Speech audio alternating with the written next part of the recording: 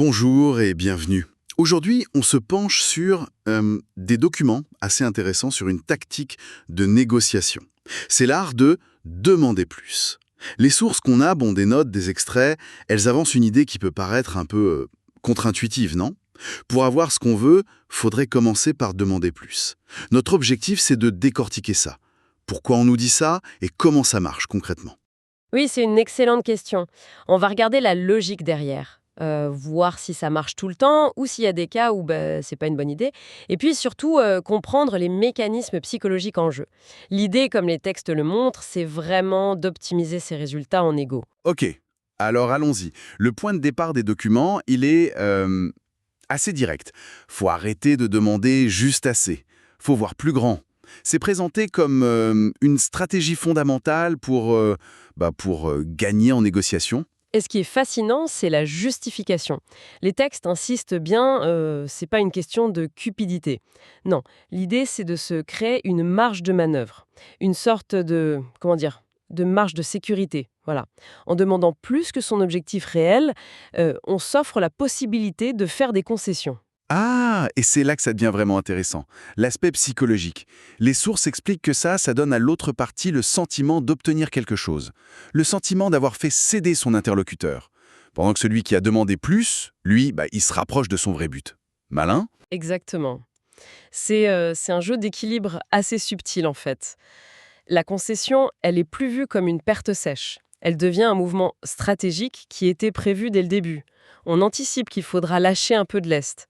Et du coup, on structure sa demande initiale pour que ce lâcher-prise, il nous ramène vers notre cible. Ça change la dynamique, on guide le processus. Oui, je vois. Les documents donnent un exemple très parlant d'ailleurs. Quelqu'un veut une augmentation de 5000, disons, euros ou dollars, peu importe. Au lieu de demander 5000 direct, la stratégie, c'est de commencer en demandant, mettons, 7000. Ouais, et cette marge de 2000, elle n'est pas là pour rien. C'est ça la fameuse marge de manœuvre. Ça permet de montrer qu'on est flexible, de descendre un peu, peut-être à 6500 ou 6000. Et ça donne l'impression à l'employeur qu'il a réussi à négocier, à faire baisser la demande. Pourtant, même en faisant ça, la personne reste au-dessus ou pile sur son objectif initial de 5000.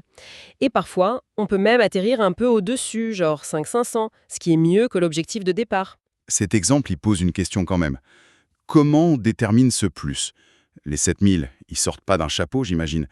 Les sources disent qu'il faut faire cette première demande avec audace. Qu'est-ce que ça veut dire avec audace?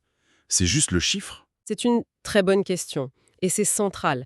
L'audace dont parlent les textes, ça semble pas être juste une augmentation au hasard. Ça renvoie à un concept si hyper important en négociation, l'ancrage.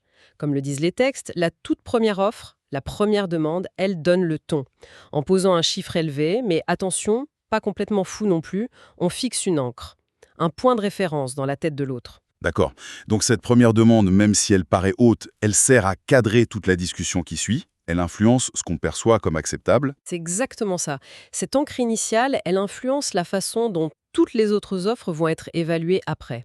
Une encre haute, ça a tendance à tirer toute la négociation vers le haut.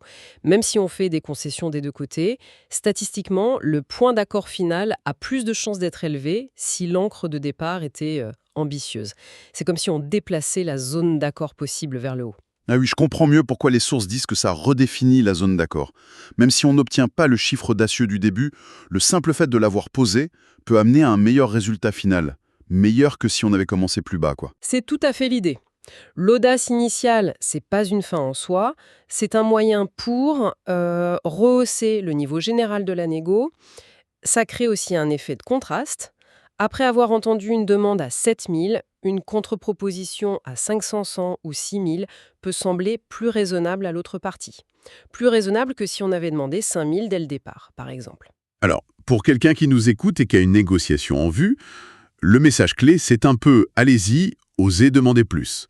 Les documents suggèrent même qu'on pourrait être surpris par le résultat. Oui, c'est une invitation à changer un peu sa façon de préparer la négo. Au lieu de se focaliser que sur son objectif minimum, son plancher, ou ce qui semble réaliste, il faudrait aussi penser à cette demande initiale ambitieuse et à la marge qu'elle représente. Il faut sortir de cette prudence qui consiste à ne demander que ce qu'on pense être juste ou facile à obtenir, parce que cette prudence, au final, elle pourrait nous désavantager. Mais cette audace, c'est pas un peu risqué? Si on demande beaucoup, beaucoup trop, est-ce qu'on ne risque pas de perdre toute crédibilité ou de braquer l'autre tout de suite? Ah, mais c'est le point crucial. Il y a une note secondaire dans les sources. Le titre, c'est Don't be aggressive. Ça montre bien qu'il y a une limite. Demander plus, c'est une tactique, ok, mais ça doit rester dans le domaine du plausible, du défendable. L'audace, ça ne doit pas devenir de l'agressivité ou de l'irréalisme total. Connecté. Les sources, elles donnent des indices là-dessus, pour savoir comment calibrer ce plus. Alors, les extraits qu'on a, ils détaillent pas vraiment le comment faire pour trouver cet équilibre parfait. Ils posent le principe, audace, oui, agressivité, non. Mais ça laisse entendre que le calibrage, ça dépend énormément du contexte. J'imagine que des choses comme la relation qu'on a déjà avec l'autre, les habitudes du secteur, l'enjeu même de la négo, ou même la culture, tout ça doit jouer un rôle important. Une demande qui passe pour audacieuse ici pourrait être vue comme inacceptable ailleurs. Donc, pour appliquer cette stratégie, il faut pas mal de discernement. C'est pas juste ajouter 20% à son objectif, quoi. Il faut évaluer ce qui peut être perçu comme ambitieux, mais quand même défendable, par rapport à ce qui va être rejeté direct comme étant exorbitant. Tout à fait. Et l'agressivité, ça peut se voir pas seulement dans le chiffre lui-même, mais aussi dans l'incapacité à justifier un minimum la demande. Une demande audacieuse, si elle est bien présentée, peut-être avec quelques arguments, la valeur qu'on apporte, le marché, etc., elle a plus de chances d'être acceptée comme point de départ. Mieux qu'un chiffre balancé comme ça sans rien derrière. Le risque de l'agressivité, c'est de fermer la porte à la discussion avant même qu'elle commence. On crée une réaction de défense, de rejet chez l'autre. Je comprends mieux l'importance de cette marge de manœuvre alors. C'est pas juste un petit plus pour pouvoir encaisser les refus. C'est un espace qui permet la discussion, qui permet à l'autre de sentir qu'il a une influence, qu'il a obtenu des concessions. C'est important pour la dynamique entre les personnes. Absolument. Cette marge, elle transforme la concession. D'un signe de faiblesse, ça devient un outil de négociation planifié. Ça permet de satisfaire ce besoin psychologique de l'autre, le besoin de sentir qu'il a négocié, qu'il a obtenu quelque chose, tout en protégeant son propre objectif. C'est une façon de rendre la négociation un peu plus collaborative, même si on part d'intérêts différents. On planifie les points sur lesquels on est prêt à céder et on les intègre dès le départ dans la demande initiale. Ça veut dire qu'une bonne préparation, c'est vraiment essentiel. Il ne faut pas juste définir son objectif réel, le plan B en quelque sorte.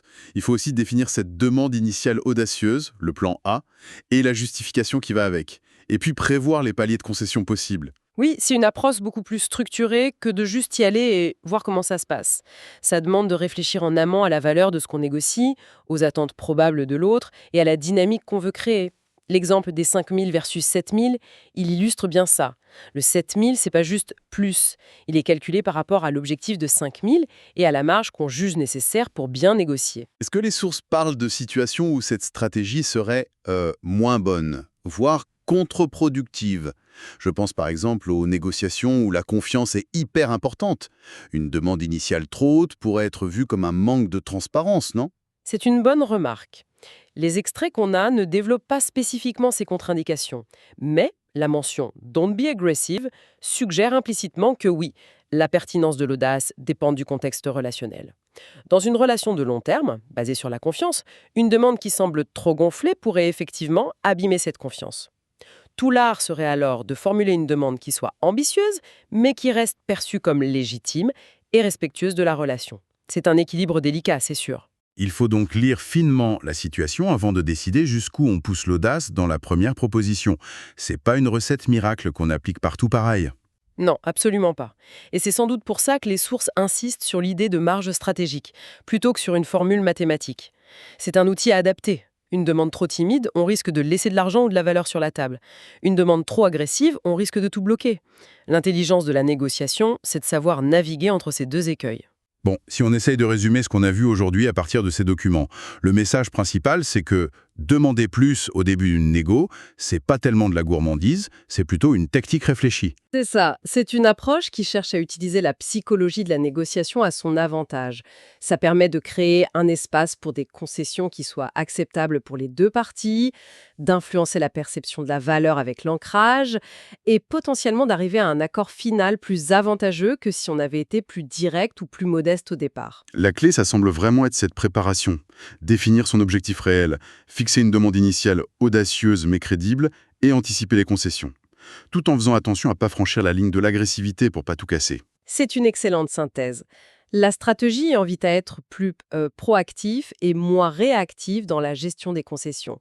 Et ça nous amène d'ailleurs à une question pour aller plus loin, une réflexion qui émerge un peu de ces lectures. Ah oui, quelle serait cette piste de réflexion? Mais au-delà du chiffre lui-même, du montant de cette première demande audacieuse, on peut se demander quelle est l'influence de la manière dont on présente cette demande.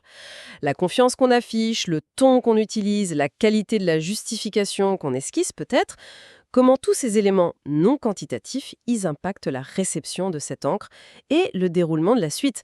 Les sources n'entrent pas dans ce détail-là, mais c'est une dimension essentielle si on veut vraiment maîtriser ces stratégies, je pense.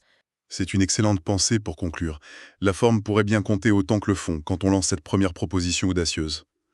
Merci d'avoir suivi cette analyse avec nous.